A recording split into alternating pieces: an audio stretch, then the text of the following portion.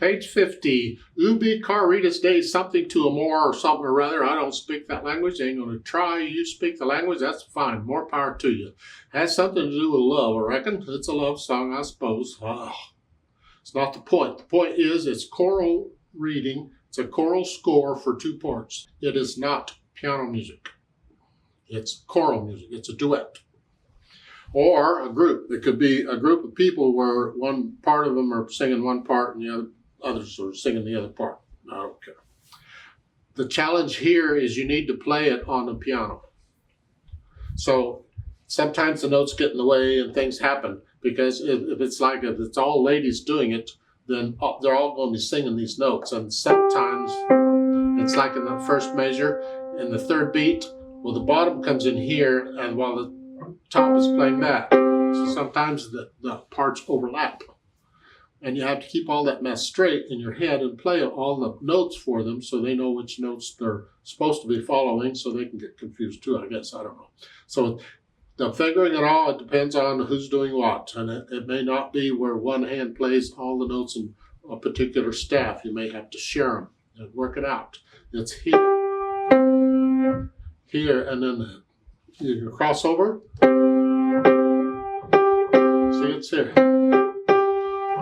It gets tricky, and that's why we have to work this out carefully. So first look it over. It's 3 lines long.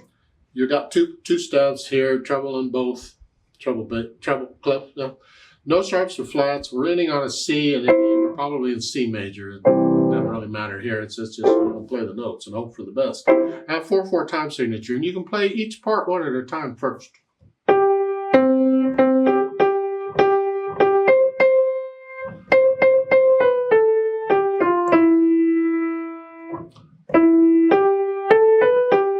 Rest a while, and then finally, okay, and then the second part is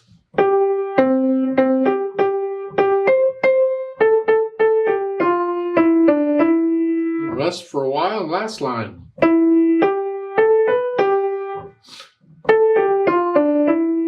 That's that one. Then we try and put them together. And what I actually typically do is I'll just play it all in one hand, because the hands, otherwise they get on top of each other and they get in each other's way. And if they're farther apart, that's okay. You can get away with 2 hands. But here, I'm just going to take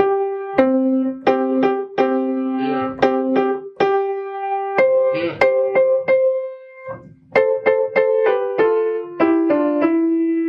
See, I just play all of them because in measure 3, you're just parallel thirds.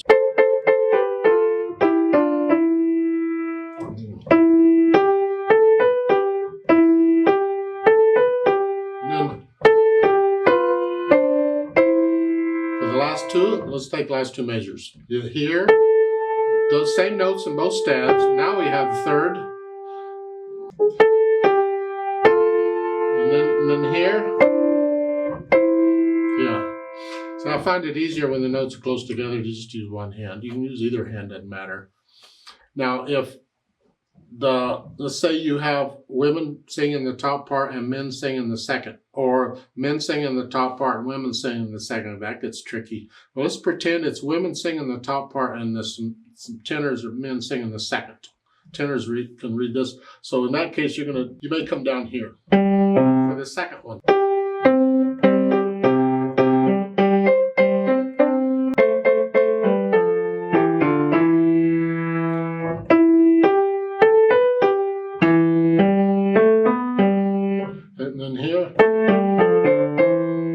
So I'm playing the second part down here for the men, because that's probably more closer to the range of the notes they're singing.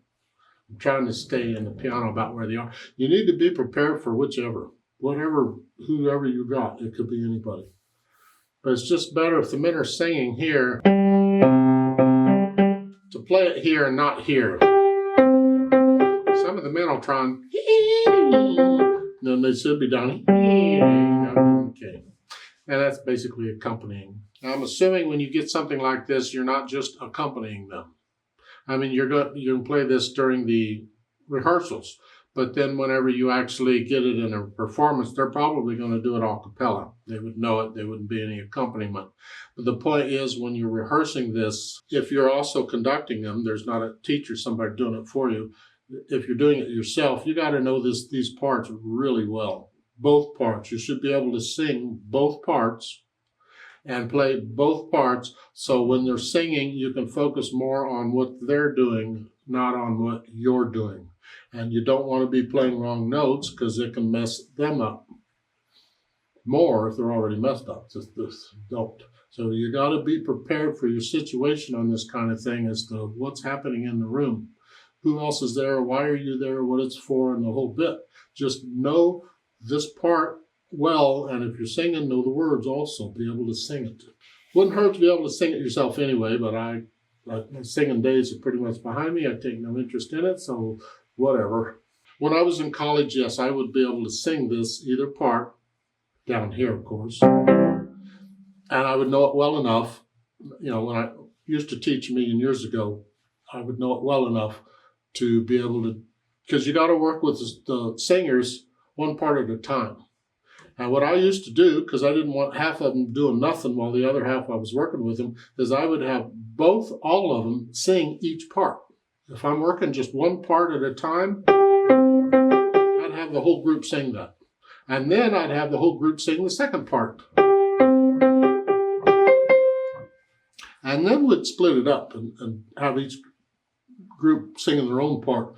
I just don't want this group sitting around while I'm rehearsing with this group. Yeah. Let me know if you have questions, or better still, ask your teacher. Huh?